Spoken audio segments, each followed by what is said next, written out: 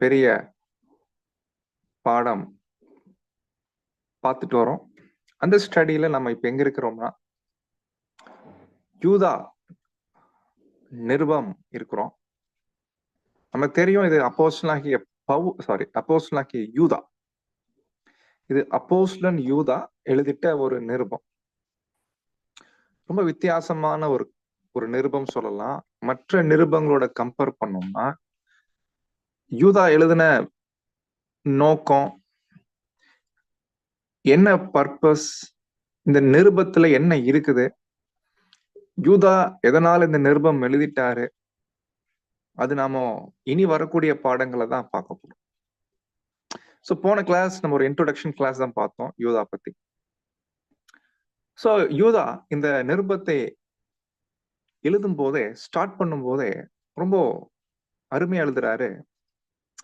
தேவனால் அழைக்கப்பட்டவர்கள், ரொம்ப முக்கியம்.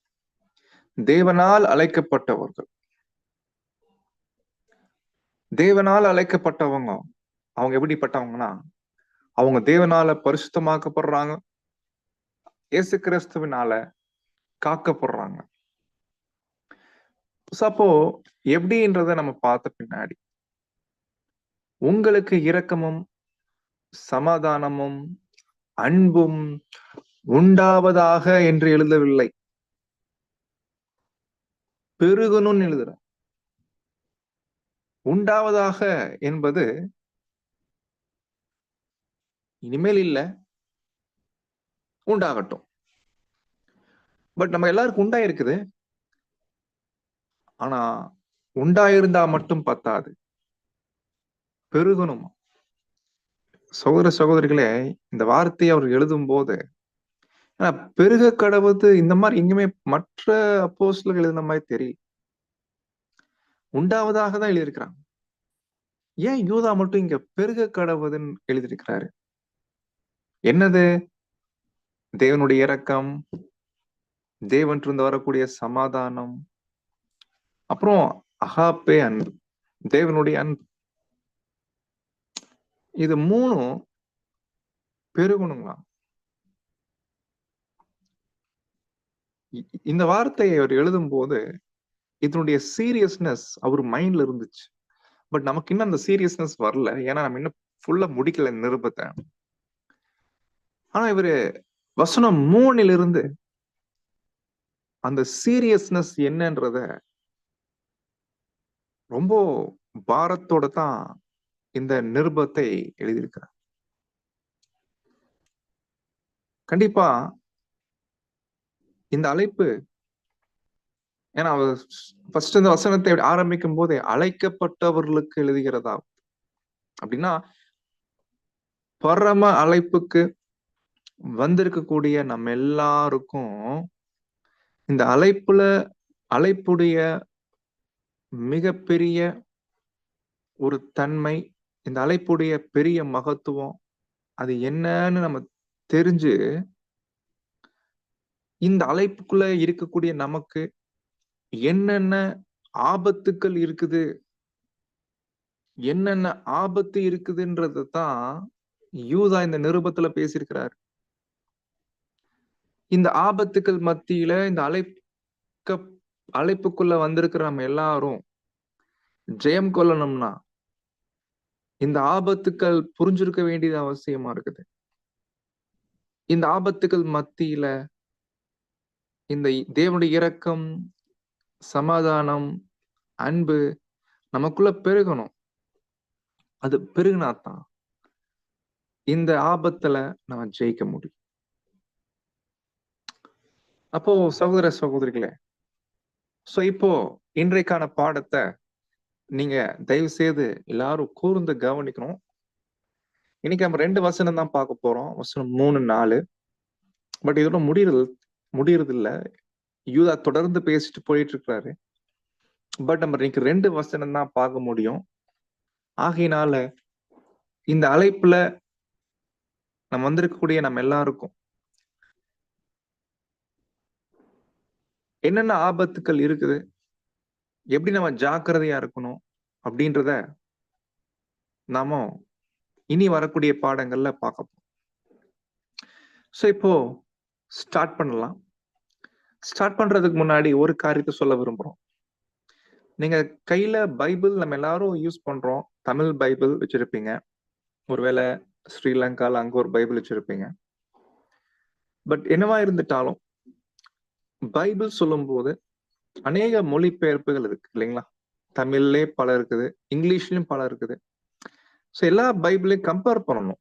ஏன்னா நமக்கு தெரியும் மொழிபெயர்ப்பாளர்கள் நிறைய டிரான்ஸ்லேட் பண்ணிருக்கிறாங்க, நிறைய வித்தியாசம் இருக்குது. பட் நம்ம இருந்துட்டாலும் ஒரு சில பைபிள்ஸ் நம்ம கண்டிப்பா யூஸ் பண்ணணும். ஏன்னா அது மூலப்பிரதிகளோட ரொம்ப ஒத்து போகுது. மொழிபெயர்ப்பு ரொம்ப கொஞ்சம் அக்யூரஸியா இருக்குது, அக்யூரேட்டா இருக்குது. அந்த வகையில சில இங்கிலீஷ் பைபிள் அது நீங்க வாய்ப்பு இருந்துச்சுன்னா புக்கா வாங்கிக்கலாம், இல்ல கிடைக்கல அப்படின்னா நீங்க போன்ல டவுன்லோட் பண்ணிக்கலாம். ரோதர்காம் ரிவைஸ்டு வெர்ஷன் இல்லைங்களா? அப்புறம் இருக்குது ஏஎஸ்வி டிரான்ஸ்லேஷனு. ஸோ இதெல்லாம் சில முக்கியமான புக்கு. புதிய ஏற்பாடு பொறுத்த வரைக்கும் டயக்லாட் கூட நீங்க வாங்கி வச்சுக்கோங்க, ரொம்ப உதவியா இருக்கும். டயக்லாட் புக் பைபிள். அதே போல ஆல்மோஸ்ட் எல்லாரும் வச்சிருப்பீங்க என்ஐவி டிரான்ஸ்லேஷன். அதுவும் அது கூட தேவைப்படுது நம்முடைய வேத ஆராய்ச்சிக்கு. பைபிள் படிக்கிறவங்களுக்கு கேஜேவி நம்ம தமிழ் பைபிள் போதும்.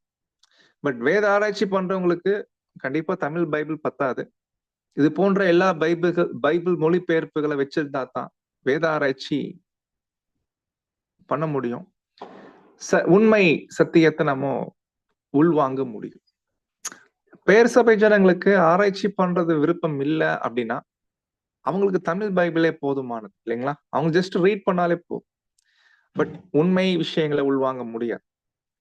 அதனால இந்த ஏன் இவ்வளவு தூரம் இந்த காரியம் சொல்ல விரும்புறோம்னா, இந்த யூதா நிருபம் பாத்தீங்கன்னா தமிழ் பைபிள் டிரான்ஸ்லேஷன் ஒண்ணும் சரியில்லை, ரொம்ப கஷ்டமாயிடுச்சு. படிக்க படிக்க ரொம்ப கன்ஃபியூஷன் ஆகுது. ஸோ அப்போ ஆங்கிலத்துல போய் பார்த்தோம்னா கேஜேவி பைபிள் கூட சரியா மொழிபெயர்ப்பு பண்ணல. என்ஐவி கூட நல்லா பண்ணிருக்கிறாங்க, ரோதர்காம் நல்லா பண்ணிருக்கிறாங்க. பட் மொழிபெயர்ப்பு சரியா வரல. ஏன்னா சரியான ஒரு புரிதல் நமக்கு கிடைக்க மாட்டேங்குது இந்த ஒரு மொழிபெயர்ப்புல இருந்து. அதனால்தான் நீங்க ரெஃபர் பண்ணி சாகினால பைபிள் படிக்கிறவங்க ஒருவேளை கையில நீங்க திருவிவிலியம் பைபிள் வச்சிருந்தீங்கன்னா அது கூட ரொம்ப உதவியா இருக்கும். நம்ம பைபிளையும் படிக்கலாம், பிளஸ் திருவிவிலியம் பைபிளையும் படிக்கலாம். ஸோ இன்னைக்கு நம்ம அந்த பைபிள் உதவியா இருக்கும். ஸோ முதல்ல நம்ம பைபிள படிக்கலாம். 3:4. பிரியமானவர்களே, பொதுவான ரட்சிப்பை குறித்து உங்களுக்கு எழுதும்படி நான் மிகவும் கருத்துள்ளவனாய் இருக்கையில், பரிசுத்தவான்களுக்கு ஒரு விசை கொடுக்கப்பட்ட விசுவாசத்திற்காக நீங்கள் தைரியமாய் போராட வேண்டும் என்று உங்களுக்கு எழுதி உணர்த்துவது எனக்கு அவசியமாய் கண்டது. ஏனெனில் நமது தேவனுடைய கிருபையை காம விகாரத்துக்கு ஏதுவாக புரட்டி ஒன்றான ஆண்டவராகிய தேவனையும் நம்முடைய கர்த்தராகிய இயேசு கிறிஸ்துவையும் மறுதலிக்கிற பக்தியற்றவர்களாகிய சிலர் பக்க வழியாய் நுழைந்திருக்கிறார்கள். அவர்கள் இந்த ஆக்கினைக்குள்ளாவார்கள் என்று பூர்வத்திலே எழுதியிருக்கிறது. பாருங்க, படிக்கும்போது ரொம்ப சீரியஸா இருக்கிற மாதிரி தெரியுது, பட் புரிஞ்சுக்கிறது ரொம்ப கஷ்டமா இருக்குது. இந்த வசனம் நம்ம பேசிக் கிளாஸ்ல நம்ம எல்லாரும் படிச்ச வசனம் ஞாபகம் இருக்குங்களா? யூதா 1:3. ஸோ பேசிக் கிளாஸ் அடிப்படை சத்தியத்துல படிச்சிருக்கோம். ஸோ அடிப்படை சத்தியங்கள் சொல்லும் போது அது பேசிக் தான். ரொம்ப பலமான ஆகாரம் சாப்பிடக்கூடிய அளவுக்கு நம்ம எல்லாரும் வளரணும் இல்லைங்களா? இப்போ இங்க என்ன ஒரு சின்ன ஒரு பிரச்சனைன்னு கேட்டீங்கன்னா, இங்க வரக்கூடிய மொழிபெயர்ப்பு தான். பர்டிகுலரா அந்த 3ஆம் வசனம். இந்த 3ஆம் வசனத்துல படிக்கும்போது அநேக மொழிபெயர்ப்புகளை கம்பேர் பண்ணீங்கன்னா ரொம்ப கன்ஃபியூஸ்டா வருது. எப்படி வருது கேட்டீங்கன்னா, யூதா 1:3 படிக்கிறோம். யூதாக்கு ஒரு விஷயம் சொல்ல வராரு. ஒரு சப்ஜெக்ட பத்தி ரொம்ப விவரமா அவருக்கு சபைக்கு சொல்லணும். அந்த சப்ஜெக்ட் பத்தி விவரமா சொல்லணுன்றதுக்காக அவரு இருக்கும்போது, அப்பதான் அந்த ஒரு விஷயத்த பத்தி ரொம்ப முக்கியமான ஒரு காரியத்த சொல்றார். அது என்ன சப்ஜெக்ட்? அந்த சப்ஜெக்டோட டாபிக் என்னன்னு கேட்டீங்கன்னா, இங்க படிக்கிறோம் பொதுவான ரட்சிப்பு. அவ்வளவுதான். பொதுவான ரட்சிப்பு. ஒரே வார்த்தை. ஆனா ஆங்கில பைபிள்ல போய் செக் பண்ணோம்னா சில வார்த்தை வருது. அதுதான் நம்மளுடைய ரொம்ப குழப்புது. எது ரைட், எது கரெக்ட் அப்படின்றது முடிவு எடுக்கிறது ரொம்ப சிரமமா இருக்கு. பட் நம்முடைய பிரதர்ஸுங்க என்ன பண்ணிருக்கிறாங்கன்னா, இதை பத்தி ரொம்ப ஆராய்ச்சி பண்ணிருக்கிறாங்க. ஜெனரலா பார்த்தோம்னா இந்த பொதுவான ரட்சிப்புனா என்ன? நம்ம எல்லாருக்கும் தெரியும் இல்லைங்களா? பொதுவான ரட்சிப்புனா என்ன? எல்லா உலகத்தின் ஜனத்துக்கும் உள்ள ரட்சிப்பு இல்லைங்களா? ஜெனரல் சால்வேஷன் சொல்லுவாங்க, அல்லது காமன் சால்வேஷன், பொதுவான ரட்சிப்பு. இந்த பொதுவான ரட்சிப்புன்றது ஒரு சப்ஜெக்ட் இல்லைங்களா? அது ஒரு மிக முக்கியமான ஒரு விஷயம். நம்ம எல்லாரும் விசுவாசிக்கிறோம். எல்லா ஜனங்களுக்கும் உயிர்த்தெழுதல் இருக்குது. எல்லாரும் உயிர் தெழுவாங்க. பொதுவான ரட்சிப்பு. பட் பைபிள்ல படிக்கிறோம், நமக்கு மொத்தம் எத்தனை ரட்சிப்பு இருக்குன்னு 2 ரட்சிப்பு தெரியும். ஒண்ணு பொதுவான ரட்சிப்பு, இன்னொன்னு பெரிதான ரட்சிப்பு, ஹை காலிங், பெரிதான ரட்சிப்பு. அதாவது என்ன அர்த்தம்னா, பரலோக ரட்சிப்பு ஒண்ணு, அப்புறம் பூமிக்குரிய ரட்சிப்பு இல்லைங்களா? 2 விஷயம். பட் இதுல எதை பத்தி இங்க யூதா பேசிட்டு இருக்கிறாரு? பொதுவான ரட்சிப்பு பத்தி உங்களுக்கு நான் சொல்ல வேண்டி இருக்கும்படி கருத்துள்ளவனாய் இருக்கையில். அப்போ பொதுவான ரட்சிப்பு பத்தி தான் நம்ம எல்லாருக்கும் தெரியுமே. அதை பத்தி என்ன சொல்ல வர்றாரு அப்படின்னா, அந்த பொதுவான ரட்சிப்பை பத்தி ஒரு விசுவாசம் இருக்கு இல்லைங்களா நம்ம எல்லாருக்கும்?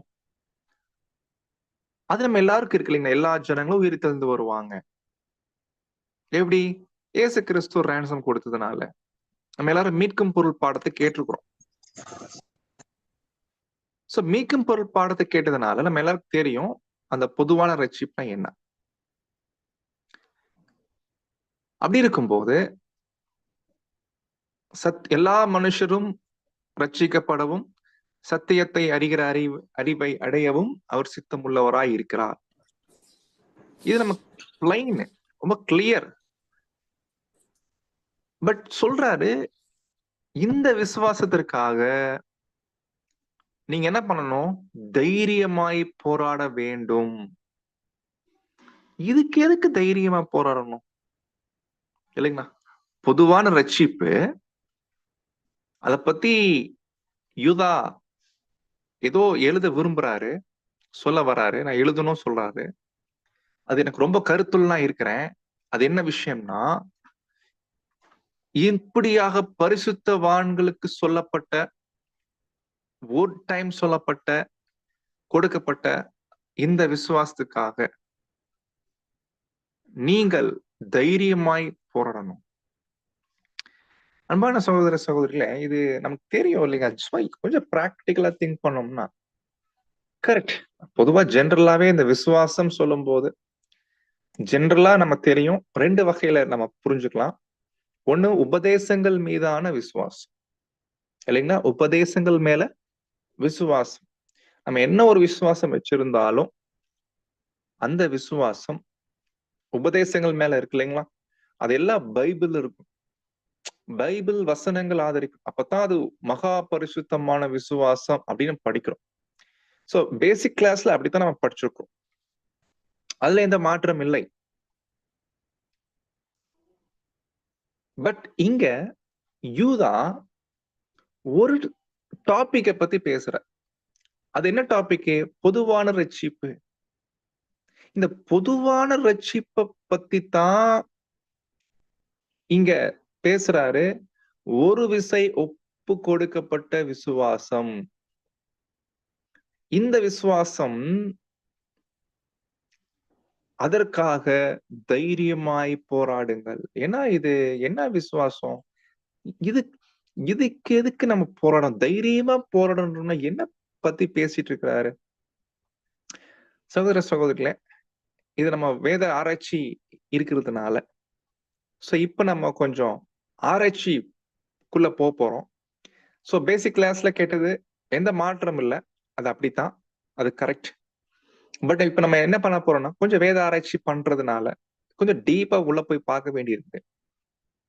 அப்போ என்ன, எதுக்கு நம்ம தைரியமா போராடணும்? இந்த சப்ஜெக்டுக்காக, இந்த ஃபெய்த்துக்காக. நம்ம எல்லாருக்கும் ஃபெய்த் இருக்குது. கண்டிப்பா எல்லா ஜனங்களும் வருவாங்க.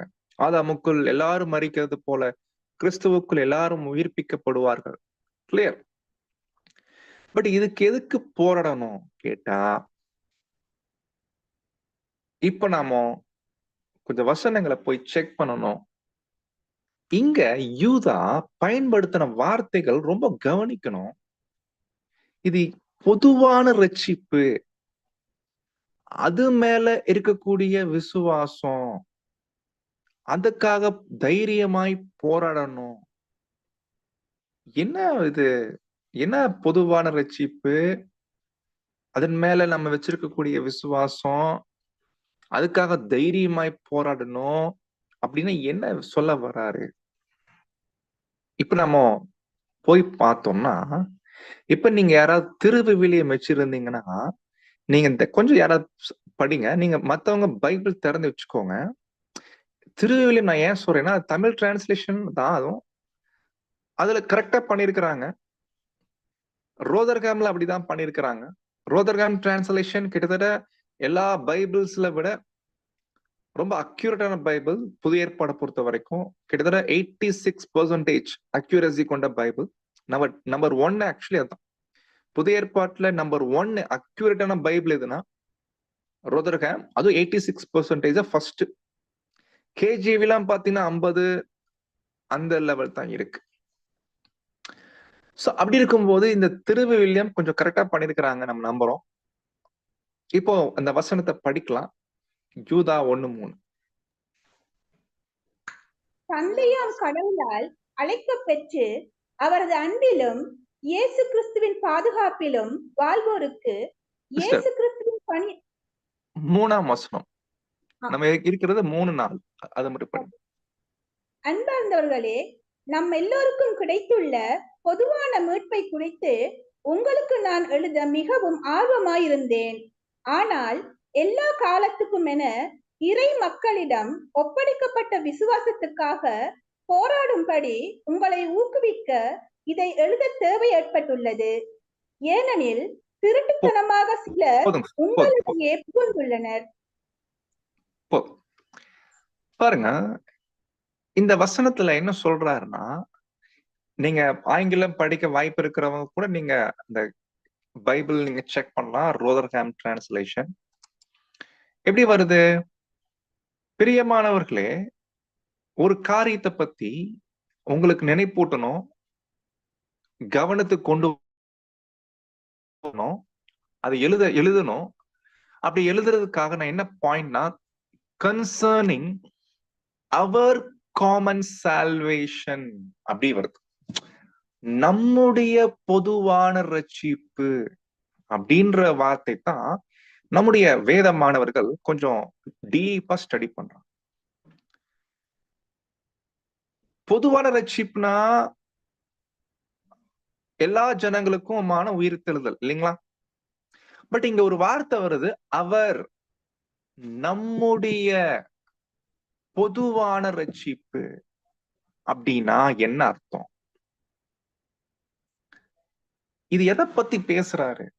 இந்த வசனம் நமக்கு என்ன பார்வை கொடுக்குது? அது ரொம்ப முக்கியம். நம்முடைய ரட்சிப்பு இல்லைங்களா? எப்படி விளக்கம் கொடுக்குறாங்கன்னா, நம்முடையன்னு சொல்லும் போது இந்த சுவிசேஷ யுகத்துல இருக்கக்கூடிய நாம தான். நம்முடைய ரட்சிப்பு இந்த 2000 வருஷமா எல்லாருக்கும் பொதுவானது அப்படின்ற ஒரு புரிதல் வருது இல்லைங்களா? இந்த 2000 வருஷமா நம்ம எல்லாரும் ஒரு ரட்சிப்புக்குள்ள வரோம். அது இந்த 2000 வருஷமா பவுலுக்கா இருக்கட்டும், நமக்கா இருக்கட்டும், பொதுவானது, காமன். ஆங்கிலத்துல காமன் சால்வேஷன். ஜெனரல் இல்ல, காமன். ஜெனரல் பத்தி இங்க பேசல, காமன், பொது. பவுல் என்ன ரட்சிப்புக்குள்ள வந்தாரோ அதே ரட்சிப்பு தான் நமக்கும். ரசல் என்ன ரட்சிப்புக்குள்ள வந்தாரோ அதே ரட்சிப்பு தான் எனக்கும். திண்டுக்கல்ல இருக்கிற எனக்கும் என்னவோ அதே தான் ஸ்ரீலங்கால இருக்கிற உங்களுக்கும், அதே தான் நாகப்பட்டினம். நம்ம எல்லாம் வெவ்வேறு இடத்துல இருந்தாலும் வெவ்வேறு காலகட்டத்துல வாழ்ந்தாலும் இந்த 2000 வருஷமா சபைக்கு ஒரே ரட்சிப்பு தான். அதுக்கு பேர், அதனால்தான் பொதுவான ரட்சிப்பு. எப்படி பிரதர் சொல்றீங்க பொது ரட்சிப்புனா அது இப்படித்தான் புரிஞ்சுக்கலாமா, இப்படித்தான் புரிஞ்சுக்கலாமான்னு கேட்டா, இதே லாங்குவேஜ், இதே ஒரு லாங்குவேஜ பவுல் யூஸ் பண்ணிருக்கிறாரு. படிக்கலாம், தீத்து 1:4.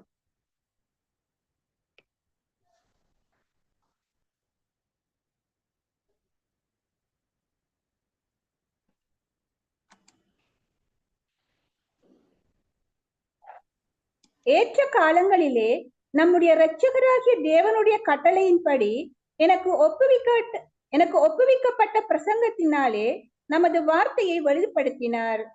பாருங்க, இங்கிலீஷ்ல 4வது வசனம், பட் தமிழ் பைபிள்ல 1வது வசனம். சோ ப்ளீஸ் 1வது வசனம் படி.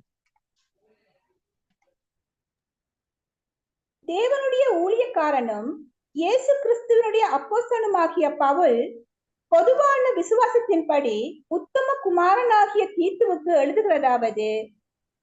பாத்தீங்களா, இங்க பவுல் யூஸ் பண்ண லாங்குவேஜ் கண்டுபிடிக்கலாம், பொதுவான விசுவாசம் அப்படின்ற.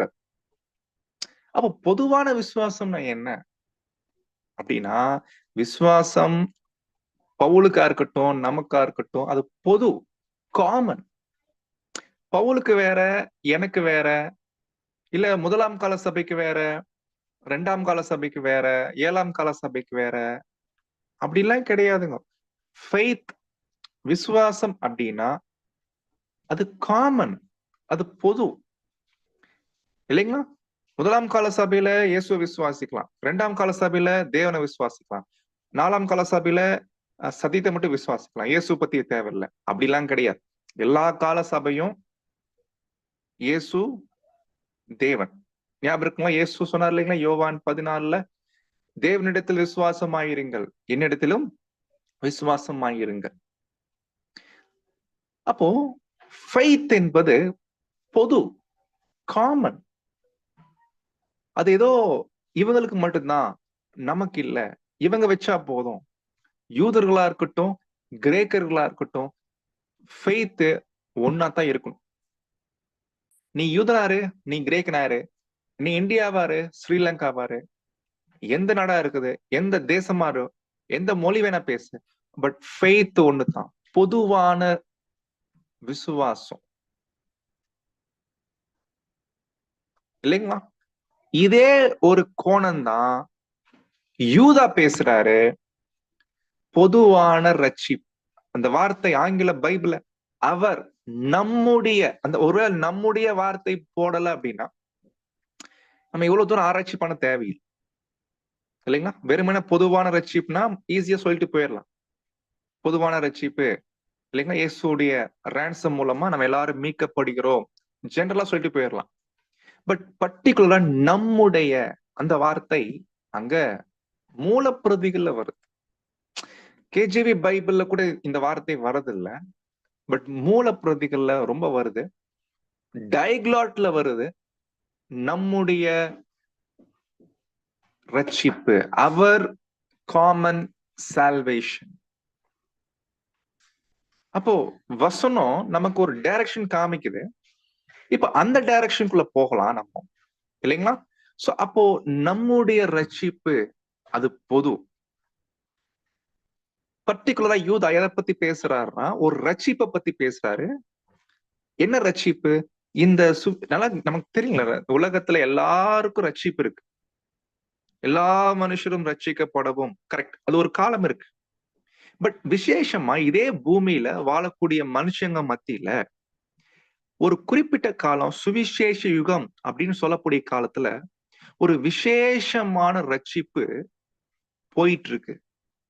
இந்த ரட்சிப்புக்குள்ள எல்லாரும் வராங்க. எல்லாரும் வராங்கன்னா அழைக்கப்பட்டவர்கள், தெரிந்து கொள்ளப்பட்டவர்கள் வராங்க. அப்போ இந்த ரட்சிப்புக்குள்ள அழைக்கப்படுறாங்க, தேவனால் தெரிந்து கொள்ளப்படுறவங்க. இவங்க வெவ்வேறு காலத்துல வாழ்ந்தாலும், வெவ்வேறு இடத்துல வாழ்ந்தாலும், 7 கால சபை இருந்தாலும், இவர்கள் எல்லாருக்கும் இந்த ரட்சிப்பு என்பது பொது. அப்படின்னா என்ன தெரியுங்களா அர்த்தம்? இந்த ரட்சிப்பை நம்ம படிக்கிறோம் இல்லைங்களா, உங்கள் ரட்சிப்பு நிறைவேற பிரயாசப்படுங்கள். இந்த வசனம் பவுலுக்கு மட்டுமல்ல, பிரதர் அசில் பிரதருக்கு மட்டுமல்ல, நம்ம எல்லாருக்கும் தான். இந்த ரட்சிப்பு நிறைவேறணும்னா இதுக்குன்னு சில டேர்ம்ஸ் அண்ட் கண்டிஷன் இருக்கு இல்லைங்களா? இது உங்களுக்கு ஒண்ணு எனக்கு ஒண்ணு அப்படிலாம் இல்ல, நம்ம எல்லாருக்கும் பொதுதான் இல்லைங்களா? உங்களுக்கு வேற, எனக்கு வேற இல்ல. எனக்கு இந்த அளவுக்கு இருந்தா போதும், உங்களுக்கு அந்த அளவுக்கு இருக்கணும் அப்படிலாம் கிடையாது. எல்லாருக்கும் ஒரே காமன் என்ன தெரியுங்களா? ரட்சிப்பு நிறைவேறணும்னா நம்ம எல்லாருக்கும் டேர்ம்ஸ் அண்ட் கண்டிஷன் என்ன தெரியுங்களா? ஒன்னே ஒண்ணுதான், எல்லாரும் கர்த்தருடைய சாயல்ல வளரணும். இவ்வளவுதான், இதுதான் இலக்கு. எல்லாருக்கும் பொதுவான டேர்ம்ஸ் அண்ட் கண்டிஷன் தான். அப்படி இருக்கும்போது நம்முடைய பொதுவான ரட்சிப்பு ஒண்ணு இருக்கு இல்லைங்களா? இந்த அழைப்புக்குள்ள வந்திருக்கோம் இல்லைங்களா? எவ்வளவு பெரிய வாய்ப்பு. அதனாலதான் யூதா 1-2 எழுதும் போது எப்படி ஆரம்பிச்சாருன்னா, அழைக்கப்பட்டவர்களுக்கு எழுதுகிறதாவது. இவ்வளவு பெரிய வாய்ப்புக்குள்ள வந்திருக்கிறீங்க, இதுல நீங்க பெருகணும், இதெல்லாம் பெருகணும். அப்பதான் இந்த அழைப்புல ஜெயிக்க முடியும். ஏன்னா இந்த அழைப்புல நிறைய ஆபத்து இருக்குது. இந்த ஆபத்து என்ன இருக்குன்ற சொல்றதுக்கு முன்னாடி, இந்த அழைப்புக்குள்ள வந்திருக்கிற நம்ம எல்லாரும் ஒரு பெரிய ரட்சிப்பு இருக்கும். இது பொதுவான ரட்சிப்பு. அப்படின்னா நம்முடைய பொதுவான ரட்சிப்பு நம்ம எல்லாருக்கும் பொதுவா இருக்குது. பட் இந்த ரட்சிப்பு மேல நீங்க வச்சிருக்கிறீங்க விசுவாசம். அந்த விசுவாசம் கூட பாத்தீங்கன்னா பாருங்க, டேர்ம்ஸ் அண்ட் கண்டிஷன்லாம் சேம், காமன், அழைப்பு காமன், ஒரே அழைப்பு தான், எல்லாருக்கும் பொது, எல்லாருக்கும் ஒரே கண்டிஷன் தான். எல்லாருக்கும் மத்திய 16 வர மாதிரி தன்னைத்தான் வெறுக்கணும், தன் சிலுவை எடுக்கணும், அனுதினமும் பின்பற்றணும் இயேசு கிறிஸ்துவ. இது எல்லாத்துக்கும் பொது. பட் பொதுவா இருந்துட்டாலும், நம்ம எல்லாரும் வந்துட்டாலும் இந்த ரட்சிப்புக்குள்ள எந்த அளவுல நமக்கு விசுவாசம் இருக்குது, எல்லாருக்கும் அதே ஃபெய்த். இந்த உடன்படிக்கை பண்ணும்போது இருந்த ஃபெய்த்னா புரியுது இல்லைங்களா? இப்படிப்பட்ட அழைப்பு தேவன் அழைச்சிருக்கிறாரு. இயேசு கிறிஸ்து அடிச்சோட்டை பின்பற்றணும், தன்னைத்தான் வெறுக்கணும், பலியின் வாழ்க்கை வாழணும், இப்படி கிறிஸ்துவின் சாயல் அடையணும். இப்பெல்லாம் செஞ்சாதான் நம்ம தேவன் நமக்கு பரலோகத்துக்கு கூட்டிட்டு போறாங்க அப்படின்னு ஒரு விசுவாசம் வந்துச்சு இல்லைங்களா பேசிக் கிளாஸ் கேட்கும் போது. பட் ஆரம்பத்துல இருந்த அந்த விசுவாசம் இந்த அழைப்புக்குள்ள போயிட்டு இருக்கும் போது சில ஆபத்துக்கள் வந்து என்ன பண்ணிடுதாமா, அந்த விசுவாசத்தை நம்மளை விட்டு விலக்கிடுதாம் இல்லைங்களா? அதனாலதான் பாத்தீங்கன்னா ட்ரூத்துக்குள்ள வரும்போது நல்லா இருப்பாரு ஆரம்பத்துல, ஆனா போக போக அப்படியே உலகத்துக்குள்ள போவாரு, இல்ல பின் வாங்குவாரு. இந்த ஒரு விஷயம் காணப்படுது. அப்படி நீங்க அந்த நிலைக்கு போகாம இருக்கணும்னா இந்த ஆபத்துக்களை ரொம்ப ஜாக்கிரதையா கவனிங்க. ஆபத்துக்கள் உண்டாக்கக்கூடியவற்றிலிருந்து விலகி இருங்க. அது ரொம்ப முக்கியமான பாயிண்ட். இந்த ஆபத்து உண்டாக்கக்கூடியவங்க உங்க மத்தியில வருவாங்க. நீங்க வச்சிருக்கிற இந்த விசுவாசத்தை விட்டு விலக செய்வாங்க. அதுக்கேத்த மாதிரி அவங்க சில காரியங்களை வைப்பாங்க, சொல்லுவாங்க. அப்போ நீங்க வந்திருக்கிற இந்த விசுவாசம், வச்சிருந்த விசுவாசம், இந்த அழைப்பு மேல இருக்கக்கூடிய விசுவாசம் வழி விலகி போக செய்யும்.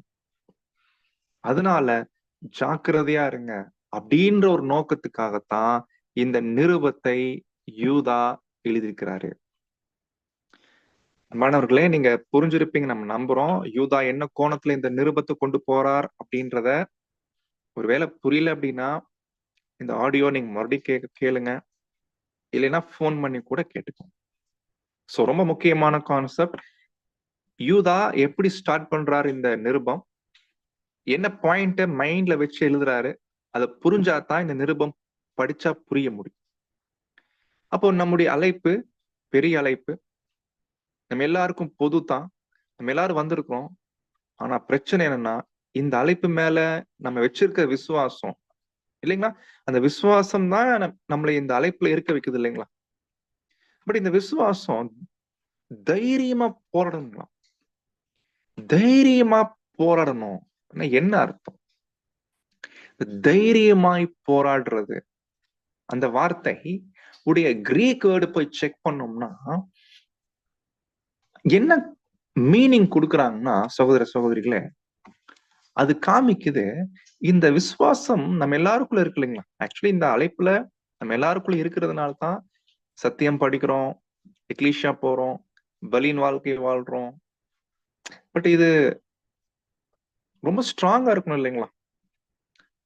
அன்றாட வாழ்க்கை ஒரு ஒரு நாளும் நம்முடைய தேவன் நமக்கு கொடுக்கக்கூடிய ஒரு புது புது நாள் மாதிரி ஒரு ஒரு நாளும் நம்ம எந்த அளவுக்கு கிறிஸ்துடைய சாயல்ல வளர்ந்துட்டு இருக்கிறோம், அதுக்கு என்ன பண்ணிட்டு இருக்கிறோம், ஒரு ஒரு நாளும் மாம்சத்தை எப்படி சிலுவையில் அரைஞ்சிட்டு இருக்கிறோம், ஒரு ஒரு நாளும் பழைய சுபாவத்துக்கு எதிராக எப்படி போராடுறோம், ஒரு ஒரு நாளும் இந்த அழைப்புக்கேற்ற வாழ்க்கை எப்படி வாழ்ந்துட்டு இருக்கிறோம், இதெல்லாம் எந்த அளவுக்கு நம்ம ஃபெய்த் இருக்குதோ அதுக்கேற்ற மாதிரி இல்லைங்களா. ஃபெய்த்னா என்னன்னா இந்த வார்த்தையை சரியா புரிஞ்சுக்கணும். ஃபார் எக்ஸாம்பிள், இந்த சாப்பாடு சாப்பிட்டா எனக்கு சுகர் கண்ட்ரோல் ஆகும் அப்படின்றது ஒரு ஃபெய்த். அந்த ஃபெய்த் எந்த அளவுக்கு ஸ்ட்ராங்கா இருக்குதோ அவர் எந்த ஊருக்கு போனாலும் எந்த இடத்துக்கு போனாலும் அந்த சாப்பாடை மட்டும் தான் சாப்பிடுவார் இல்லைங்களா.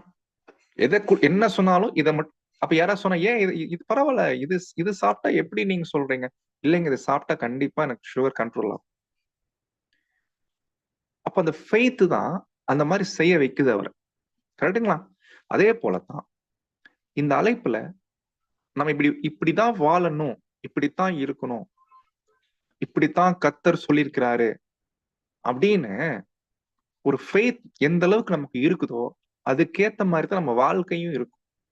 நமக்கு பிரயாசங்கள் இருக்கும், முயற்சி இருக்கும், நம்முடைய இருதயம் இருக்கும். பட் இதெல்லாம் இல்லைன்னு வச்சுக்கோங்களேன், சும்மா ஏனோதான வாழ்க்கை தான் இருக்கும்.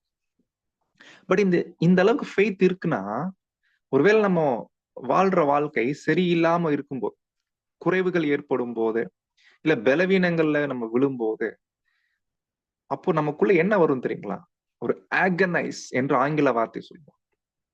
ஆகனைஸ்னா அது உள்ளுக்குள்ள ஒரு போராட்டம் இருக்கும். அந்த உள்ளுக்குள்ள ஒரு போராட்டம் வருது இல்லைங்களா. சை, அந்த உள்ள பவுல் சொல்றாரு, ஒரு முறை நம்ம படிக்கிறோம் ரோமருக்கு எழுதின நிருபத்துல 7ஆம் அதிகாரம் இல்லைங்களா, நான் என்ன செய்ய விரும்புறேனோ அது என்னால செய்ய முடியல. சகோதர சகோதரிகளே, அந்த ஒரு போராட்டம் பவுல் அங்க என்ன பண்றாருன்னா அங்க ஃபீல் பண்றார். அப்போ நன்மை செய்ய வேண்டும் என்ற விருப்பம் எனக்குள்ள இருக்குது, ஆனா என்னால செய்ய முடியல.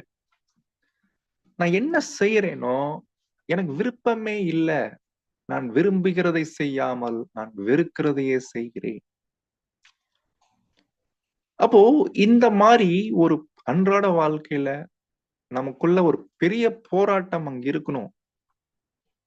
அந்த போராட்டம் எதனால வருதுன்னா நாம வச்சிருக்கக்கூடிய விசுவாசத்தினால.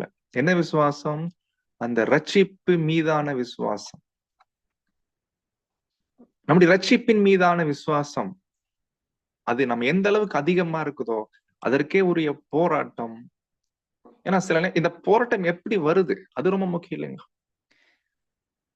ஒருவேளை இந்த விசுவாசம் இல்லைன்னா நம்ம வாழ்ற வாழ்க்கை இஷ்டத்துக்கு வாழ்வோம், போராட்டம் இருக்காது நமக்குள். பட் அந்த போராட்டம் நமக்குள்ள ஃபீல் பண்றோம் அப்படின்னா எப்பதான் ஃபீல் பண்ணுவோம்? எப்போ அந்த விசுவாசம் நமக்குள்ள இருக்குது, அந்த விசுவாசத்துக்கு ஏற்றபடி வாழ விரும்புறோம், நினைக்கிறோம், பிரயாசம் எடுக்கிறோம். பட் முடியறது இல்ல. நிறைய நேரங்கள்ல விழுந்து போறோம். அப்ப நமக்குள்ள என்ன வருதுன்னா, ஒரு போராட்டம் வருது இல்லைங்களா? அந்த போராட்டம் தைரியமாய் பண்ணுங்க அப்படின்னு யூதா என்கரேஜ் பண்றார். இந்த போராட்டத்தை விட்டுறாதீங்க, பண்ணுங்க. அப்போ சகோதர சகோதரிகளே, இதுதான் யூதா ஸ்டார்ட் பண்றாரு. ஆக்சுவலி யூதா இங்க டாக்டரின் பத்தி பேசுற மாதிரி தெரியல. ஏன்னா அவர் கொடுக்கக்கூடிய உதாரணங்கள் எல்லாமே இந்த அழைப்புக்கேற்ற வாழ்க்கை வாழும் போது வரக்கூடிய போராட்டங்கள், அதுக்கு நம்ம எப்படி நிக்கணும், இந்த அழைப்புல இருக்கும் போது என்னென்ன ஆபத்துகள் வரும், மிக முக்கியமா நம்முடைய அன்றாட வாழ்க்கையில நம்முடைய இந்த ஒரு பலியின் வாழ்க்கையில என்னென்ன பிரச்சனைகள் வரும் அப்படின்ற ஒரு கோணத்துலதான் கொண்டு போயிட்டு இருக்கிறாரு. அது வரக்கூடிய நாட்கள போக உங்களுக்கே தெரியும். சோ அப்போ யூதா இங்க பேசக்கூடிய விஷயம் நம்முடைய அழைப்பு பத்தின விஷயம். நம்ம வச்சிருக்கக்கூடிய விசுவாசம், அந்த விசுவாசத்தினால வரக்கூடிய பயங்கரமான போராட்டம், அது கண்டிப்பா செய்யும். இதுல கிவ் அப் பண்ணிடக்கூடாது, விட்டுறக்கூடாது, தொடர்ந்து அங்க செய்யணும் சகோதர சகோதரி. சோ அப்போ இந்த விசுவாசத்துக்காக தைரியமாய் போராடுங்க சொல்லிட்டு இப்போ வசனம் 4ல பேசுறாரு. உங்க விசுவாசத்தில் விட்டு உங்களை விலகி போகும்படியா நீங்க இந்த அழைப்புல நிக்க முடியாம விழ வைக்கிறதுக்கு உங்களுக்குள்ள சில பேர் வருவாங்க, வந்து 3 வகையான இடறுதல்களை போடுவாங்க. அவங்கள தயவு செய்து அவங்கள பத்தி நீங்க ரொம்ப ஜாக்கிரதையா இருங்க. அவங்க செய்யக்கூடிய காரியங்கள் உங்களுக்கும் வராம பாத்துக்கோங்க. அவங்கள விட்டு விலகி இருங்க அப்படின்ற மாதிரி ஒரு 3 பாயிண்ட் பேசுறாரு. அப்படி கொண்டு வரவங்களை பத்தி என்ன சொல்றாருன்னு பார்க்கலாம். யூதா 1:4. ஏனெனில் நமது தேவனுடைய கிருபையை காம விகாரத்துக்கு ஏதுவாக புரட்டி ஒன்றான ஆண்டவராகிய தேவனையும் நம்முடைய கர்த்தராகிய இயேசு கிறிஸ்துவையும் மறுதலிக்கிற பக்தியற்றவர்களாகிய சிலர் பக்க வழியாய் நுழைந்திருக்கிறார்கள். அவர்கள் இந்த ஆக்கினைக்குள்ளாவார்கள் என்று பூர்வத்திலே எழுதி இருக்கிறது. ஆக்சுவலி வசனம் பார்த்தா கரெக்டா இருக்கிற மாதிரி தோணுது. ஏன்னா அந்த வார்த்தைகள்லாம் கரெக்டா தான் இருக்கு இல்லைங்களா? ஒன்றான ஆண்டவராகிய தேவனையும் நம்முடைய கர்த்தராகிய இயேசு கிறிஸ்துவையும் அப்படின்னா கரெக்டா பேசுறாரு இல்லைங்களா? உதாரணத்துக்கு திரித்துவம் பாயிண்ட் இல்ல, ஒன்றான மெய் தேவனாகிய பிதாவாகிய தேவன், அப்புறம் கர்த்தராகிய இயேசு. கரெக்ட் தான், பாயிண்ட் கரெக்ட். பட் என்னன்னா இது ராங் டிரான்ஸ்லேஷன். 4ஆம் வசனத்துல சொல்லக்கூடிய இந்த பாயிண்ட் கரெக்ட் தான். ஒன்றான மெய் தேவன் தான் பிதாவாகிய தேவன், கர்த்தராகிய இயேசு கிறிஸ்து, அப்படி குமாரன், அதெல்லாம் ஓகே. பட் ஆக்சுவலி யூதா அதை பத்தி பேசல. யூதா இங்க பேசுற விஷயமே வேற. பட் தமிழ் மொழிபெயர்ப்பு தப்பா பண்ணிருக்கிறாங்க இல்லைங்களா? ஒருவேளை நாளைக்கு தயவு செய்து ரொம்ப ஜாக்கிரதையா இருக்கணும். நாளைக்கு பேர் சபை ஜனங்கள்கிட்ட போயிட்டு நம்ம திருத்துவ வசனத்துக்காக திருத்துவம் ராங்ன்றதுக்காக இந்த வசனத்தை காமிச்சிடாதீங்க. ஏன்னா இந்த வசனம், இந்த டிரான்ஸ்லேஷன் ராங் டிரான்ஸ்லேஷன். அவங்க கரெக்ட் டிரான்ஸ்லேஷன் வச்சாங்கன்னா நம்ம தடுமாறுவோம். அதனால்தான் தேவனுடைய ஜனங்கள் அவருடைய வேத வசனங்களை ரொம்ப ஜாக்கிரதையா கையாளணும். நல்லா தெளிவா ஸ்டடி பண்ணிட்டு பேசணும். ரொம்ப முக்கியம். இந்த வசனத்துல கரெக்டா தான் இருக்குது. கரெக்டா இருக்குன்னா அந்த வார்த்தைகள் கரெக்ட் தான். பட் என்ன பாயிண்ட்னா இங்க யூதா அப்படி பேசல. 4ஆம் வசனத்துல யார மட்டும் பேசுறாருன்னா இயேசு கிறிஸ்துவ மட்டும் தான் பேசுறாரு. இங்க பிதாவாகிய தேவனை பத்தியே கொண்டு வரல. ஆக்சுவலி இதை நம்ம எப்படி கண்டுபிடிக்கலாம்னா இங்கிலீஷ் ரோதர்ஹாம்ல கிளியரா இருக்குது. பட் நம்ம திருவிவிலியம் நீங்க படிங்க 4ஆம் வசனம். ஏனெனில் திருட்டுத்தனமாக சிலர் உங்களிடையே புகுந்துள்ளனர். இவர்கள் தண்டனைக்குள்ளாக வேண்டுமென்று முன்னரே எழுதப்பட்டுள்ளது. இறை பற்றில்லாத இவர்கள் நம்முடைய கடவுளின் அருளை தங்கள் காம வரிக்கு ஏற்ப திரித்து கூறுகிறார்கள். நம் ஒரே தலைவரும் ஆண்டோருமாகிய இயேசு கிறிஸ்துவை மறுதலிக்கின்றார்கள். பாத்தீங்களா? நீங்க ரெண்டு மொழிபெயர்ப்பையும் கொஞ்சம் கம்பேர் பண்ணீங்கன்னா, இப்ப படிச்சீங்களே திருவிழியத்துல ஒரு 3 பாயிண்ட் கிளியரா வரும். ஃபர்ஸ்ட் எப்படி கொண்டு வராருன்னா, சில பேர் திருட்டு வழியா உள்ள வராங்க. இவங்க நோக்கமே கெடுத்து போட நோக்கம். சபைக்குள்ள இவங்க உள்ள வராங்கனாலே, அல்லது சபைக்குள்ளே இருப்பாங்க, இல்ல வெளியிருந்து வருவான். இவங்க நல்லா கவனிங்க, நம்ம எல்லாம் ஒரே பொதுவான ரட்சிப்புக்குள்ள வந்திருக்கிறோம். ஒரே ட்ரூத், ஒரே அழைப்பு. இந்த அழைப்புல எல்லாருக்கும் டேர்ம்ஸ் அண்ட் கண்டிஷன்லாம் காமன். கரெக்டுங்களா? ஒருவேளை நீங்க பிஹெச்டி படிச்சிருக்கலாம், சில பேர் எம்எஸ்சி படிச்சிருக்கலாம், சில பேர் 10th படிச்சிருக்கலாம், சில பேர் 8வது படிச்சிருக்கலாம், சில பேர் பெரிய பணக்காரன் இருக்கலாம், சில பேர் கவர்மெண்ட் ஜாப்ல இருக்கலாம், சில பேர் கூலி வேலை செய்யலாம். பாயிண்ட் புரிஞ்சுக்கணும், அழைப்பு ஒண்ணு, எல்லாருக்கும் டேர்ம்ஸ் அண்ட் கண்டிஷன் ஒண்ணு, இல்லைங்களா? இப்படி இருக்கும்போது சில பேர் உள்ள வந்து இந்த அழைப்புக்குள்ள ஏற்ற வாழ்க்கை வாழாதபடி கெடுத்து போடக்கூடிய காரியம் பண்றாங்க. இப்படி செய்யறவங்களுக்கும், இல்லைங்களா, இப்படி செய்யறவங்களை பத்தி சொல்லும் போது இவங்களுக்கு தண்டனை இருக்குதாமா. செகண்ட் டெத் பத்தி பேசுறாரு. செகண்ட் டெத் பத்தி பேசுறாரு. இது பெரிய தண்டனை. இவங்களை பத்தி பழைய ஏற்பாட்டுல பூர்வத்துல எழுதப்பட்டிருக்காம. அப்படின்னா தீர்க்க தரிசனமா எழுதிருக்காராமா, அடையாளமா எழுதிருக்காராமா, நிழலாக இருக்காங்களாம். பூர்வத்துல எங்க இருக்குன்னு கேட்டீங்கன்னா, அதுதான் அந்த மூணுக்குமே 3 உதாரணம் கொடுக்குறாரு. அந்த 3 பாயிண்ட் என்ன? ஃபர்ஸ்ட் பாயிண்ட் என்ன படிக்கிறோம்? அந்த வசனம் படிங்க, திருவிழியத்தை படிங்க மறுபடியும்.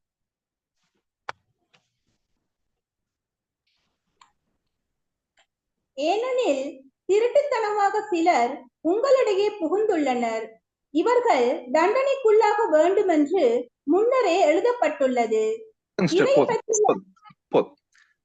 இது வரைக்கும் புரிஞ்சு இல்லைங்களா? திருட்டுத்தனமா வர்றாங்க, இவங்களை பத்தி முன்னாடியே எழுதப்பட்டிருக்குன்னா, பழைய ஏற்பாட்டுல ஒரு 3 உதாரணம் காமிக்கிறாரு. இந்த 3 உதாரணத்தை வச்சுதான் சொல்றாரு இவங்க தண்டனைக்குள்ளாவாங்க. இந்த 3 உதாரணம் என்னன்றத வசனம் 5, 6, 7 பேசுற. அது நம்ம அடுத்த வாரம் பார்க்கலாம். பட் இந்த 3 உதாரணம் வச்சு அந்த 3 தவறுகளை சொல்ற, 3 மிஸ்டேக்ஸ். அன்பானவர்களே, இன்னைக்கு நம்ம தான் கற்றுக்கொள்ள போறோம். ஃபர்ஸ்ட் மிஸ்டேக் என்ன தெரியுங்களா? ஃபர்ஸ்ட் பாயிண்ட், தேவனுடைய அருள்னா என்னங்க? கிருபை. தேவனுடைய கிருபை. தேவனுடைய கிருபைனா என்ன? நம்ம ஞாபகம் இருக்குங்களா? நம்ம ஏற்கனவே அந்த கிருபைனா என்னன்னு படிச்சோம். கிருபை உங்களுக்கு உண்டாவதாக அப்படின்ற அந்த வசனத்துக்கு அந்த கிருபைனா என்ன? தேவன் நமக்கு என்ன கிருபை பண்ணிருக்கிறார், இல்லைங்களா? கர்த்தர் இயேசு மூலமாய் தேவன் நமக்கு கொடுத்துட்ட கிருபை என்ன? அந்த கிருபைய எப்படி மாத்திட்டாங்களாமா? காம வெறிக்கு ஏற்ப திரித்து கூறுகிறார்கள். ஒண்ணு. ரெண்டாவது பாயிண்ட், இறை பற்றில்லாத இவர்கள். இது செகண்ட் பாயிண்ட். இறை பற்றுனா என்ன? பயபக்தி, தேவ பக்தி. இவங்க தேவ பக்தி இல்லாதவங்க. ஃபர்ஸ்ட் பாயிண்ட் எடுத்துக்கோங்க, தேவ பக்தி இல்லாதவங்க ஃபர்ஸ்ட் பாயிண்ட்.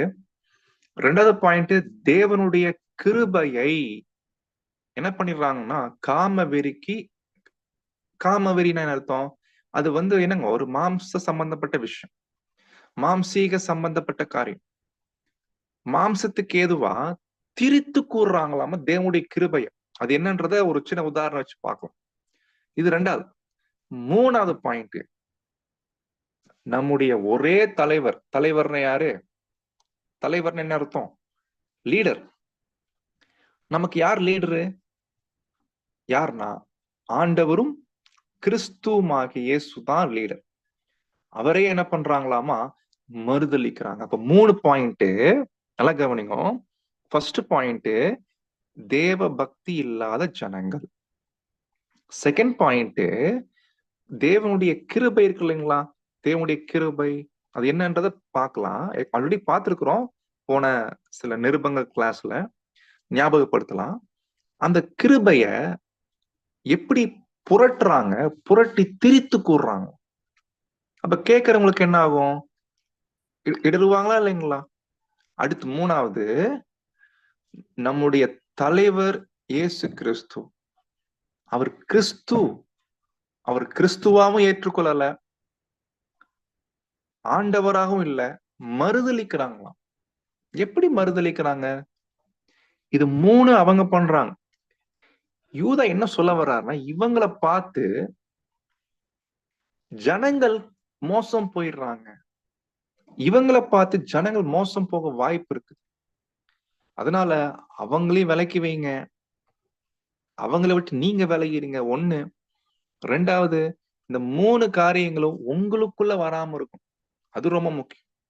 வெளியிருந்து வரவங்கள மட்டும் நீங்க பார்க்காதீங்க. வெளியிருந்து வரவங்கள இப்படி செய்யறாங்கன்னா விலகிருங்க. ரொம்ப முக்கியம். இந்த 3மே உங்களுக்குள் இருக்கக்கூடாது. என்ன சொல்லும்னா, எனக்குள்ள இந்த 3 பாயிண்ட் இருக்கக்கூடாது. சகோதர சகோதரிகளே, 1 by 1 நம்ம பார்க்கலாம். எனக்குள்ள இந்த 3 விஷயம் இருக்கா? இது சுய பரிசோதனைக்கான நேரம். அப்படி இருந்துச்சுன்னா சொல்றாரு, நமக்கு வரப்போகிற தண்டனை பூர்வத்துல நிழலா தேவன் வச்சிருக்கிறாராமா. அது அடுத்த வாரம் பார்க்கலாம் அந்த 3 உதாரணம் என்னன்றத. பட் இந்த 3க்கும் அந்த 3 உதாரணம் எதை வச்சு சொல்றாருன்னா, இந்த 3 காரியங்களை வச்சு சொல்றாரு. அவபக்தி அல்லது இறை என்னங்க இறை பற்றி இல்லாத ஒரு நிலை, அவபக்தி சொல்லலாம், இல்ல பயபக்தி இல்லாத நிலை. 2வது, தேவனுடைய கிருபைய புரட்டுறது, அது எப்படின்றத பார்க்கலாம். 3வது, இயேசுவை ஆண்டவர் என்றோ கிறிஸ்து என்றோ சொல்லாம மறுதலிக்கிறது. இந்த 3 பாயிண்ட் இப்படித்தான் அங்க ஒரிஜினல் மூலப்பிரதியில வருது. தமிழ் பைபிள்ல ஒரு கிளியரா இல்லை, கிளாரிட்டியா இல்லை, போட்டு கன்ஃபியூஷன் பண்ற மாதிரி அங்க மொழிபெயர்த்து பண்ணிட்டான். சோ நீங்க கரெக்டா ஃபாலோ பண்ணிட்டு வரீங்கன்னு நம்புறேன். உண்மையிலே மற்ற நிறுவனங்களை விட இந்த நிறுவனம் ரொம்ப டெக்னிக்கலா ஹேண்டில் பண்ண வேண்டி இருக்குது. ரொம்ப நிதானமா போக வேண்டி இருக்குது. ரொம்ப ஆராய்ச்சி பண்ண வேண்டி இருக்குது. மற்ற நிருபங்கள் கொஞ்சம் எளிமையா இருந்துச்சு. பட் இந்த நிருபம் உண்மையிலே ரொம்ப ஜாக்கிரதையா, ரொம்ப யோசிச்சு படிக்க வேண்டி இருக்குது. சோ இப்போ உங்களுக்கு உதவிதான் பண்ண முடியும். மற்றபடி தனிப்பட்ட வகையில நீங்க ஒவ்வொருவரும் இந்த ஆடியோ மறுபடியும் போட்டு வசனங்களை வச்சு நீங்க ஒரு நோட்ஸ் எடுங்க. அப்பதான் உங்களுக்கு மைண்ட்ல இந்த பாயிண்ட்ஸ் எல்லாம் உட்காரும் இல்லைங்களா? சோ இது நீங்க வாய்ப்பு இருந்தா நீங்க கண்டிப்பா பண்ணுங்க. அது வாய்ப்பு ஏற்படுத்திக்கோங்க. அது நல்லதா இருக்கும். ஓகே, இப்போ அந்த 3 பாயிண்ட்ஸ் என்னன்றத பார்த்து முடிக்கலாம். சோ ஃபர்ஸ்ட் பாயிண்ட் என்னங்களாமா? தேவ பக்தி இல்ல. அன்பானவர்களே, தேவ பக்தினா என்ன?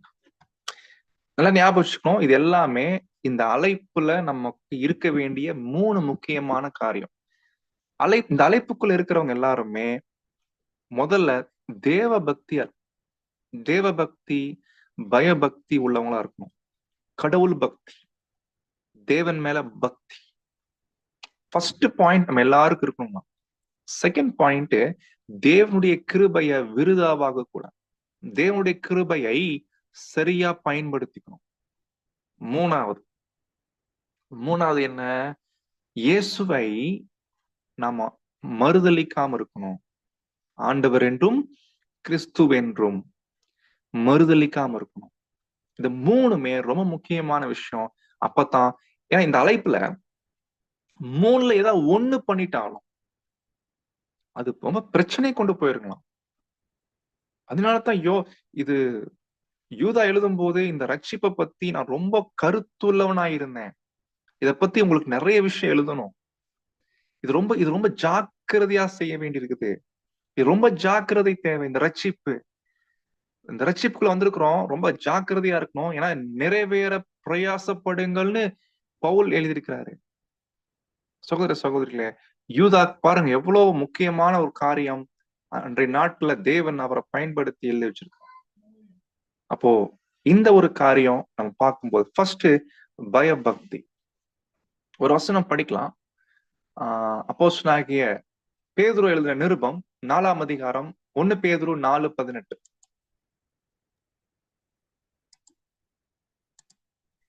நீதிமானே ரட்சிக்கப்படுவது அரிதானால் பக்தி இல்லாதவனும் பாவியும் எங்கே நிற்பான்?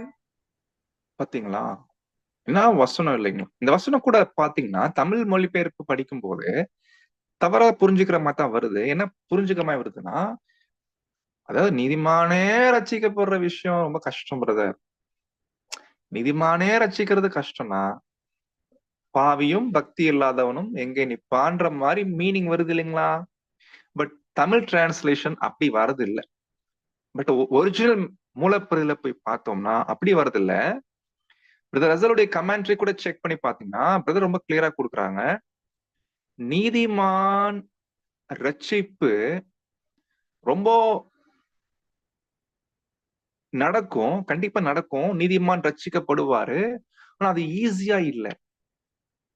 நீதிமானுடைய ரட்சிப்பு அந்த ப்ராசஸ் எல்லாமே அவ்வளவு ஈஸியா இல்ல. ரட்சிக்கப்படுவார், ஒரு நீதிமான் ரட்சிக்கப்படுறாருன்னா அந்த ப்ராசஸே ரொம்ப கடினமா, இடுக்கமான வாசல், எவ்வளவு விஷயம் இருக்கு இல்லைங்களா? அப்படித்தான் அங்க வரும். நீதிமானே அப்படின்னா எல்லா நீதிமானும் இல்ல, ஒரு சில நீதிமான் தான் ரட்சிக்கப்படுவாங்க அப்படின்ற மாதிரி இல்ல. நீதிமான் சொல்லும் போது இந்த அழைப்புக்குள்ள வந்துட்ட எல்லாருமே நீதிமான் ஆக்கப்பட்டவங்க. அவங்களுக்கான ரட்சிப்பு நடக்கும். பட் அந்த ரட்சிப்பு சொல்லும் போது அது அவங்க வாழ்க்கையில ஈஸியா இல்ல. நீதிமான்களுடைய ரட்சிப்பு ஈஸி இல்லைன்ற.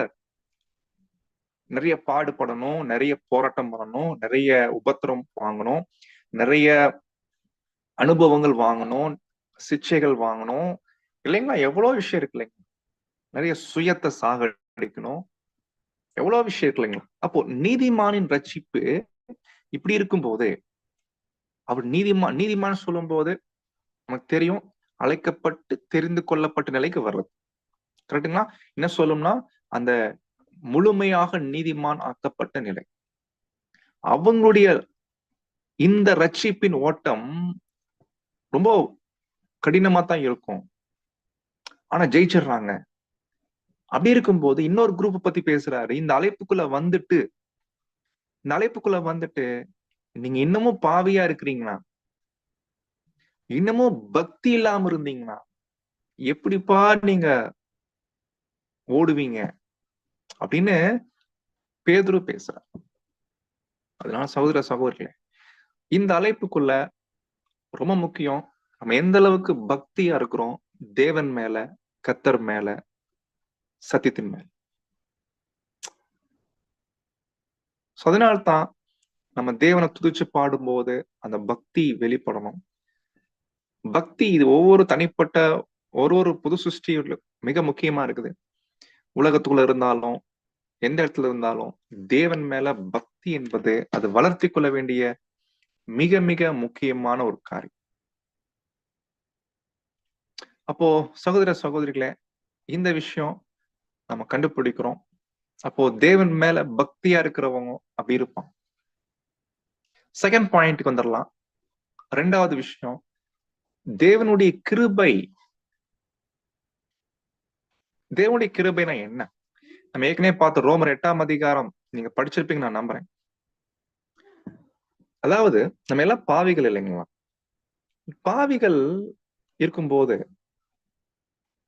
நம்ம பாவத்திலிருந்து குணப்படுறதுக்கு அல்லது பாவத்திலிருந்து தேவன் பார்வையில நம்ம நீதிமான்களாக இருப்பதற்கு தேவனால் ஏற்படுத்தப்பட்ட ஒரு ஏற்பாடு தான் ரான்சம். கர்த்தர் இயேசுடைய ரத்தத்தின் மேல விசுவாசம் வச்சா நம்ம பாவிதான், பட் தேவன் பார்வையில நீதிமானா பார்க்கப்படும். இது பெரிய கிருபை. ஆக்சுவலி இன்னைக்கு நம்ம எவ்வளவு பாவங்கள் பண்ணிட்டாலும், நல்லா கவனிங்க, எவ்வளவு பாவங்கள் பண்ணிட்டாலும் நம்முடைய பாவங்கள் தேவனுக்கு முன்னாடி தெரியுதா அப்படின்னா நீங்க இதுக்கு என்ன பதில் சொல்லுவீங்க? நம்ம எவ்வளவு பாவம் பண்றோம், இன்னைக்கு கூட பாவம் பண்ணோம், தேவன் அந்த பாவங்களை பார்த்தாரா? சகோதர சகோதரி, உங்க பதில் என்னவா இருக்கும்? பார்த்தாருன்னா ரொம்ப பரிதாபம் தான். பார்க்கல, ஏன்னா கிறிஸ்து இயேசுடைய ரத்தம் மேல எனக்கு விசுவாசம் இருக்குது. அவர் ரத்தம் என் பாவங்களை சுத்திகரிக்கும். அப்போ இதான் தேவ கிருபை. ஆனா இந்த கிருபையை கொஞ்சம் செக் பண்ணீங்கன்னா நமக்கு என்ன தோணும்னா, அப்போ நம்ம பாவம் பண்ணா தேவனுக்கு தெரியாதா? அப்படின்னா நம்ம என்ன வேணா பண்ணிக்கலாமா அப்படின்னு நம்ம சொன்னோம்னா, அப்படி சொல்லுவோம்னு தெரியும். அதனாலதான் பவுல் என்ன சொல்றாரு படிக்கலாங்களா? ரோமருக்கு எழுதின நிருபம், அப்போஸ்தலனாகிய பவுல் ரோமருக்கு எழுதின நிருபம் 6ஆம் அதிகாரம் 1-2. ஆகையால் என்ன சொல்வோம்? கிருபை பெருகும்படிக்கு பாவத்திலே நிலை நிற்காமல் என்று சொல்வோமா? கூடாதே. பாவத்துக்கு மரித்த நாம் இனி அதிலே எப்படி பிழைப்போம்? பாத்தீங்களா? அப்போ கிருபை இருக்குன்றதுக்காக நீங்க பாவம் பண்ணலாமா அப்படி கேட்டு போறாரு. இதான் தேவ கிருபை. பட் என்ன ஆயிடக்கூடாது, ஓ கிருபை இருக்கா அப்ப பாவம் பண்ணிக்கலாம், ஒண்ணு தேவனுக்கு தான் தெரியாதே அப்படின்றதுக்காக பாவம் பண்ணலாமா? No no no. நினைச்சு பாருங்க, இந்த அழைப்புல தேவனுடைய ஜனங்கள் என்ன செய்யணும் தெரியுங்களா? இந்த பாவ நம் சரீரத்துல வாசமா இருக்கீங்களா? பவுல் சொல்றாரு இல்லைங்களா, இந்த பாவம் எனக்குள்ள வாசமா இருக்கு. பட் இந்த பாவத்தோட தினமும் ஒரு போராட்டம் செய்ய வேண்டும். அதனால்தான் படிக்கிறோம் தீத்து 2ஆம் அதிகாரம் 11-12. தீத்து 2:11-12. ஏனெனில் எல்லா மனுஷருக்கும் இரட்சிப்பை அளிக்கத்தக்க தேவ கிருபையானது பிரசன்னமாகி, நாம் அவபக்தியையும் லௌகீக இச்சைகளையும் வெறுத்து தெளிந்த புத்தியும் நீதியும் தேவ பக்தியும் உள்ளவர்களாய் இவ்வுலகத்திலே ஜீவனம் பண்ணி, நான் சொல்றாரு இல்லைங்களா, இந்த உலகத்துல நம்ம எப்படி ஜீவனம் பண்ணுமாமா? தேவ கிருபை பிரசனம் ஆயிருக்குது. அது எல்லா உலகத்தின் ஜனங்களுக்கும் தான். பட் முதல்ல யாருக்கு அந்த கிருபை? யாருக்கு? உலகத்தின் ஜனங்களுக்கு முன்னாடி யாருக்கு கிடைக்குது? நமக்கு தானே கிடைக்குது அந்த கிருபை. பட் தேவ கிருபை இப்படி இருக்கிறதுனால அவபக்தி, லௌகீகனா உலகம், உலக இச்சைகள், உலகத்தின் மேல இருக்கக்கூடிய ஆசைகள் எல்லாம் வெறுத்து இல்லைங்களா, தெளிந்த புத்தியும் நீதியும் தேவ பக்தியும் உள்ளவர்களாய் ஜீவனம் பண்ணி. அப்போ சகோதர சகோதரிகளே, இந்த பாவத்துக்கு எதிரான போராட்டம் தேவனுடைய ஜனங்கள் கண்டிப்பா அங்க செய்ய வேண்டி இருக்குது. அப்போஸ்தலனாகிய பவுல் சொல்றாரு, மாம்சத்தின்படி வாழாதீங்க, ஆவிக்கேற்றபடி வாழுங்க. மாம்சத்தின்படி வாழ்ந்தீங்கன்னா சாவீங்க. சோ ஆவிக்கேற்றபடி வாழ முயற்சி எடுங்க. அதுதான் ரொம்ப ரொம்ப அங்க முக்கியமாக அங்க இருக்கு சகோதர சகோதரி. அப்போ அப்போஸ்தலனாகிய பவுல் சொல்றாரு, என் சரீரத்தை ஒடுக்கி கீழ்ப்படுத்துகிறேன் இல்லைங்களா, மற்றவங்களுக்கு பிரசங்கம் பண்ணுகிற நான் தானே ஆகாதவனாய் போகாதபடி சரீரத்தை ஒடுக்கி கீழ்ப்படுத்துகிறேன். 1 கொரிந்தியர் 9ஆம் அதிகாரத்துல படிக்கும். ஆகையினால இப்படிப்பட்ட ஒரு வாழ்க்கை வாழும், இதான் தேவ கிருபை. ஆனா இவங்க என்ன பண்றாங்க, சபைக்குள்ள வந்து தேவனுடைய கிருபையை எப்படி புரட்டுறாங்களாமா? காம விகாரத்துக்கு எதுவா புரட்டுறாங்கன்னா என்ன அர்த்தம் தெரியுங்களா? காம விகாரம் என்ற வார்த்தை என்ன மீனிங்னா, அது வந்து மாம்சத்தின் படி வாழ்றது. திரித்து கூறுறாங்கன்னு படிச்சோம் இல்லைங்களா? திரித்து கூறுறாங்கன்னா பரவாயில்லைங்க, இதெல்லாம் தப்பு இல்லைங்க, இப்போ இதெல்லாம் செய்யலாம் அப்படின்னு சில விஷயங்கள் மாம்சத்தின் படி என்கரேஜ் பண்றது, மாம்சத்தின் படி வாழ்வதற்கு இதெல்லாம் தப்பு இல்லை அப்படின்னு என்கரேஜ் பண்றது. நல்லா கவனிக்கணும், வெளியிருந்து வந்து சொல்லி நம்ம கேட்டு நடக்கிற அளவுக்கு சூழ்நிலை இல்லை இப்போ. இப்ப பிரச்சனை என்னன்னா எல்லாம் நமக்குள்ளேயே உருவாகுறது இல்லைங்களா?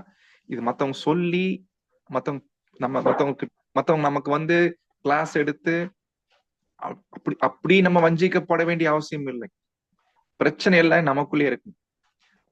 அன்றாட தனிப்பட்ட வாழ்க்கையில நம்ம எந்த அளவுக்கு இந்த தேவனுடைய கிருபையை யூஸ் பண்றோம், எந்த அளவுக்கு தேவனுடைய கிருபையை விருதாவாக்குறோம். விருதான என்ன அர்த்தம்? வேஸ்ட். மாம்சத்தின் இச்சைக்கேற்றபடி வாழாம ரொம்ப தெளிந்தவர்களா இருக்கணும். விட்டோம் அப்படின்னா தண்டனை ரெடியா இருக்குது சகோதர சகோதரி. அது என்ன தண்டனை? Second death. அது எப்படி செகண்ட் டெத் சொல்றீங்க? ஏன்னா பூர்வத்துல நிறைய தேவன் எழுதியிருக்காராம், பூர்வத்துல கொடுத்திருக்காராம். பூர்வத்தில் எழுதியிருக்கிறது, அவர்கள் இந்த ஆக்கினைக்குள்ளாருவார்கள் என்று பூர்வத்துல எழுதியிருக்கிறது. எங்க? அது அடுத்த 5, 6, 7 படிக்க போறோம். அந்த 3 உதாரணம் படிக்க போறோம். இந்த 3க்கு உதாரணம் கொடுக்குறேன். அடுத்து கடைசியா 3ஆவதுக்கு வந்துடலாம். 3rd பாயிண்ட், நல்லா கவனிங்க. இயேசுவை மறுதலிப்போமா நம்ம? இயேசுதான் ஆண்டவர், இயேசுதான் கிறிஸ்து, நான் ஏத்துக்கிறேன் போத, நான் எப்படி மறுதலிப்பேன்? எஸ், மறுதலிக்க வாய்ப்பு இருக்கா? வாய்ப்பு இருக்குது. இயேசுவை மறுதலிக்க வாய்ப்பு இருக்குது. எப்படி தெரியுங்களா? படிக்கலாம். தீத்து 1ஆம் அதிகாரம் 16ஆம் வசனம். தீத்து 1:16. அவர்கள் தேவனை அறிந்திருக்கிறாரோ என்று அறிக்கை பண்ணுகிறார்கள், கிரியைகளினாலோ அவரை மறுதலிக்கிறார்கள். அவர்கள் அருவருக்கப்பட்டவர்களும். பாத்தீங்களா? அப்போ மறுதலிக்கிறது எப்படி? மறுதலிக்கிறதுனா என்ன? இப்போ மறுதலிக்கிறதுனா அந்த வார்த்தை ஞாபகம் இருக்குங்களா? பேதுரு மறுதலிச்சார்னு படிச்சோம். அப்ப என்ன அர்த்தம்? இவர் யாருன்னு எனக்கு தெரியாதுங்க, இவரெல்லாம் இல்லைங்க, அதுதான் மறுதலிக்கிறது. அப்போ இயேசு கூட நிக்காம, இயேசு பக்கம் நிக்காம, சூழ்நிலை வரும்போது இவர் யாருன்னே தெரியாது, இதான் மறுதலிக்கிறது. இப்ப நம்ம எப்படி மறுதலிக்கிறோம் அப்படின்னா, இயேசு ஏற்றுக்கொள்றோம், பட் கிரியைகள்ல மறுதலிக்கிறோம். அப்படின்னு என்ன தெரியுங்களா அர்த்தம்? அவரை என் தலைவராக, என்னுடைய லீடராக நான் ஏற்றுக்கொண்டிருக்கிறேன். அவர் தான் மெஷையா இல்லைங்களா? அவர் மூலமா தான் ரட்சிப்பு வரும், அவர் தான் என்னுடைய கேப்டன். இதெல்லாம் சொல்லிட்டு அவர் சொல்ற மாதிரி நடக்காம இருந்தோம், அவர் சொல்றத காதலே வாங்காம இருந்தோம்னா என்ன அர்த்தம்? மறுதலிக்கு. நினைச்சு பாருங்க, பேசிக் கிளாஸ்ல இருந்து இப்ப வரைக்கும் எத்தனை சப்ஜெக்ட்ஸ் கத்தர் கொடுத்திருக்கிறார் நமக்கு. எவ்வளவு தூரம் நம்ம கீழ்படுகிறதுக்கு முயற்சி எடுக்கிறோம், ஒரு நாளும், ஒரு நேரமும். கேட்ட சத்தியங்கள், கேட்ட பாடங்கள், கத்த சொன்ன வார்த்தைகளுக்கு எந்த அளவுக்கு நம்ம செவி சாய்க்கிறோம், பிரயாசம் எடுக்கிறோம் இல்லைங்களா? இயேசு கிறிஸ்து எவ்வளவு பேசியிருக்கிறார், நம்ம எத்தனை சப்ஜெக்ட்ஸ் கேட்கிறோம். பட் இதெல்லாம் எப்படி நம்ம செவி சாய்க்கிறோம், அது ரொம்ப முக்கியமா இருக்கு. அப்போ கிரியத்துக்கு கொண்ட ஆண்டவரை மறுதலிக்கிறது அது ரொம்ப தவறான விஷயம். அப்போ சகோதர சகோதரிகளே, இந்த 3 பாடங்களுமே ரொம்ப முக்கியமான பாடம். நமக்குள்ள இது வந்துடவே கூடாது. பயபக்தி இல்லாம இருக்கிறது, மாம்சத்தின்படி நடக்கிறது, வாழ்றது, விரும்புறது, அதனால தேவனுடைய கிருபைய புரட்டுறது. 3ஆவது மறுதலிக்கிறது. நினைச்சு பாருங்க, இதெல்லாம் நமக்குள்ள இருந்துச்சுன்னா அது எங்க கொண்டு போய் விட்டுரும் தெரியுங்களா? ஆக்கினை. அது குறிக்குது செகண்ட் டெத். இப்படிப்பட்டவங்களை பத்தி பழைய ஏற்பாட்டுல முன்னமே தேவன் எழுதியிருக்கிறாரு. 3 பேரை சொல்றாரு. இந்த 3 பேரையும் நம்ம அடுத்த வாரம் படிக்கலாம். சோ இதுல ஏதாவது டவுட்ஸ், கேள்விகள் இருந்தா நீங்க தாராளமா கேட்கலாம். மறுபடியும் இந்த ஆடியோ நீங்க போட்டு கேட்கணும். ஏன்னா இது யூதா நிருபம் ஸ்டடி பண்றதுக்கே ரொம்ப கடினமா இருக்குது புரிஞ்சுக்கிறதுக்கு. சோ அப்போ இது நம்ம ஒன் டைம் கேட்டிருக்கிறோம் அப்படின்னா மறுபடியும் கேட்கணும். புரியல அப்படின்னா நீங்க தயவு செய்து கேட்டு தெரிஞ்சுக்கலாம். தேவன் தான்